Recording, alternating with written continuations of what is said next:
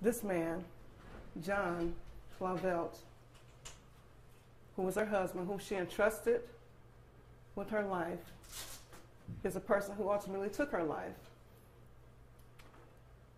On October 24th, 2016, this family's life changed forever. They went on hunts for her, they looked for her everywhere, to no avail. And finally, one of her friends decided, actually on the 26th, to go to a house that they frequented when they were younger. And that's where they discovered her deceased body and her remains. The family reached out to Freedom Fighters Upstate South Carolina for our help on this case about 18 months ago. And we've circulated flyers and we've done different things. However, we felt the extreme need to get this pushed into the media and hopefully into the national media networks, because this man is not a local case. This is not a local case. He was last seen on the West Coast, possibly in California. The Department of Justice has issued a manhunt for him, and so have the U.S. Marshals. There's a $2,500 reward for his arrest that was issued by the U.S. Marshals. And also today, this morning, Freedom Fighters Upstate South Carolina once again contacted the U.S. Marshals to ask them if they would add him to their 15 most wanted list. We feel that this case is something that needs to get national media attention. This is very detrimental to our community that we do not stand for people who commit these types of heinous crimes to our loved ones and to the people in our community and walk away from it freely. Mr. Flavelt needs to pay for his crime. Now, one thing I must mention is he was in the military. So he's ex-military. He was actually a recruiter at the high schools. So his appearance may have changed. He may have gained weight. He may now have a beard. He may be clean shaven. He may have dyed his hair. He has tattoos on his arms and his chest that we weren't able to obtain pictures of. However, his facial appearance has not changed much, because we have photos of him when he was slimmer and also when he gained weight, and he still has the same appearance. There are also several profiles on social media that show Mr. Flavelt. And so we ask the community to help us in not only raising awareness to the fact that this man 2 years later is still on the run, but we must make a national cry and a national call for his arrest. We must push people to pay attention to their surroundings. He could be anywhere. He could be in a homeless shelter. He could be your co-worker. He could be married or dating one of your loved ones. He could be your neighbor. But we need for people to understand that this man right here is wanted for the death of 22-year-old Catherine Flavelt. I just want to ask everybody to please continue to share the story and ask your friends and family to share it so we can get this nationwide, because he does have contacts everywhere in the United States. He has family in other states. He has old military friends, and who knows where they are. So I just wanted to try to get this out as much as possible, share it as much as possible. 2 years ago yesterday, we started looking for my sister. We didn't know that she was murdered. 2 years ago today, we were still looking for my sister. We didn't know where she was at. We did ask a friend of the family to go and check out some of their hangout spots just to make sure she wasn't hiding out and she hadn't argued with John and didn't want to talk to anyone. And so he was the one that found her. We don't want this happening to someone else. We don't want to give him a chance to hurt someone else. He's already had 2 years of freedom that he didn't deserve. Please help us get the word out there and get John caught. My sister needs justice. She deserves more than this. I just want to say that, Katie, she loved her life. She loved everyone around her. Her spirit and her soul was just amazing. John took that from every one of us, and he is still out there. And please just share this, that he will be found and that this will not happen to anyone else. I'd like to call up Investigator Moorcraft.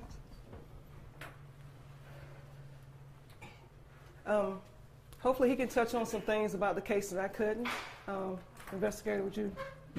Yes, before you do, would you mind going to the left of Tracy so the mics will pick up better? Yes, ma'am. The manhunt for John Blauvelt is still an active investigation. There's a variety of law enforcement agencies at the federal, state, and local levels that are involved in the manhunt. We're pursuing different leads. Any information we get is vigorously investigated, but we feel it'll probably end up coming down to a member of the public seeing him. We still do believe he is alive. We have no reason to believe he's deceased at this time. He could be anywhere. His last known whereabouts were on Eugene, Oregon in mid-December 2016. He could be anywhere on the West Coast. He could possibly have gone to Canada or down to Mexico as well. So we ask everyone to please keep their eye out. If they have any information, regardless of how small, to please report it to law enforcement.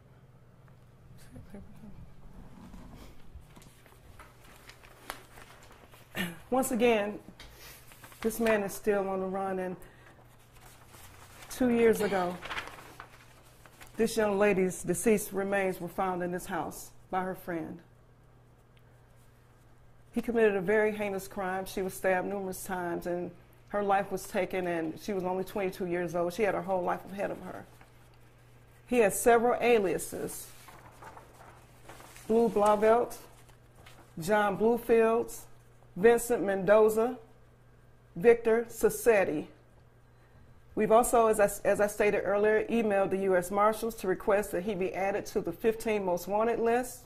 The U.S. Marshals have issued a $2,500 reward. However, we met with the family and we discussed increasing that reward.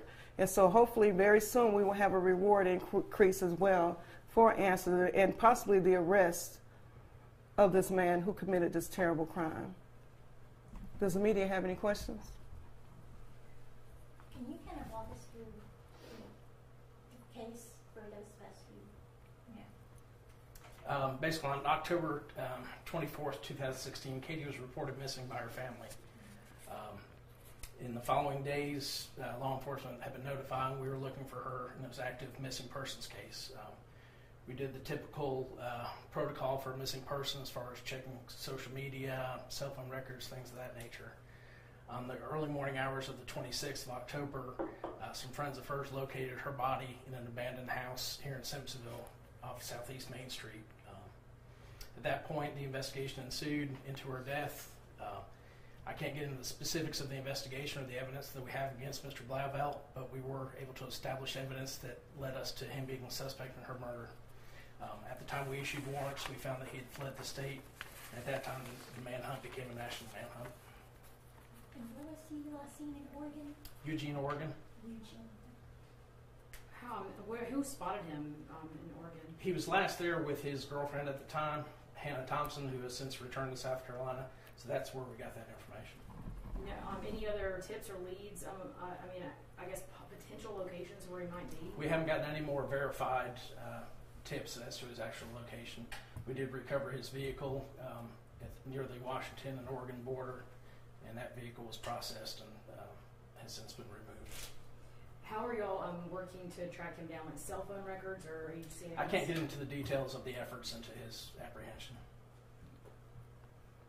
Yeah, we must all remember that this man is, he's military, and so, as I stated before, he could be anywhere in the United States, Canada, Mexico, anywhere, and that's why we felt the need to do this media push. We also need to realize that he's very good at changing his appearance. He may have gained weight, he may have lost weight, he may have changed his hair color. We need pictures of his tattoos, which we weren't able to get. However, he has tattoos on his arms, his chest. But he's most likely, like they said, probably living like in the woods among the homeless population. And so that's why we decided, that we have to make this push because, he could be anywhere in the United States. And it's very unfortunate for this family that we can't do any more but offer this. However, with the media here, your generous attention to this issue, we know that your affiliates will also push this and honor this family as well on this very unfortunate date that took place in their lives 2 years ago. Does anyone else have any questions? Yes, so, were they estranged?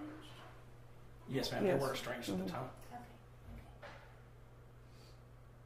How dangerous would you consider this man? I'd consider him very dangerous at this point. He doesn't have anything to lose. He's out on his own. He doesn't have any family that's in contact with him, to our knowledge, so I would consider him very dangerous. Do you think? So, do you know if any family or friends have spoken to him at all? Not to our knowledge. We've interviewed a variety of relatives and friends, and none of them claim that they've been contacted by him. Any number to call? The U.S. Marshals tip line, they can also call Greenville County Crime Stoppers at 23-CRIME or the Simpsonville Police Department at 967-9536. And we'll also ask the media to post the numbers as well and the reward. And there's also an email that people can email the U.S. Marshals and also investigator if they have any tips. 2 last questions. What branch of the military was he in? He was in the Army, right? United States Army. Army. Mm-hmm. And so if people see him in public, should they think he's armed for any reason? Should they approach with caution? They should not approach They him shouldn't whatsoever. approach They him. should contact Right. law enforcement. Exactly. Yeah, do not approach him, because as the investigator said, he doesn't have anything to lose. And, when people are in that mindset, there's no telling what they'll do. They'll take out others, they'll take out themselves. And so, yeah, it's best that if anyone sees him or knows where he may be, that they just contact the U.S. Marshals or Simpsonville Police Department or the number 23-CRIME. Was he originally from the upstate area? I'm not sure exactly I'm not sure. where he originated. But he was a recruiter at the high school, right? Yes. Yeah, Okay. He He was was a- stationed on Fairview Road. Right. Mm-hmm. He was a Simpsonville High School? Or Hillcrest High School. Yes, he was a recruiter. And how old is he now? 30 years old. 30. And he went on the run pretty much right after Katie's murder. Fairly shortly after we had conducted an interview with him, and after that he fled the state. Could you spell out his former alias or his alias? Okay, so Blue, Blavelt, so that's blue like the color blue. John Bluefields, Vincent Mendoza, Victor Sassetti. I'll just get the list from you. Okay, okay. Any more questions? Would the family like to say anything else? Thank you all for your help. Appreciate all the news and Tracy showing up. Thank you, Morgrad, for showing up and talking with us. And just continue to share Katie's story. Remember, this is Domestic Violence Awareness Month. Take care of your family. Make sure they're okay. Thank you so much. We appreciate you guys.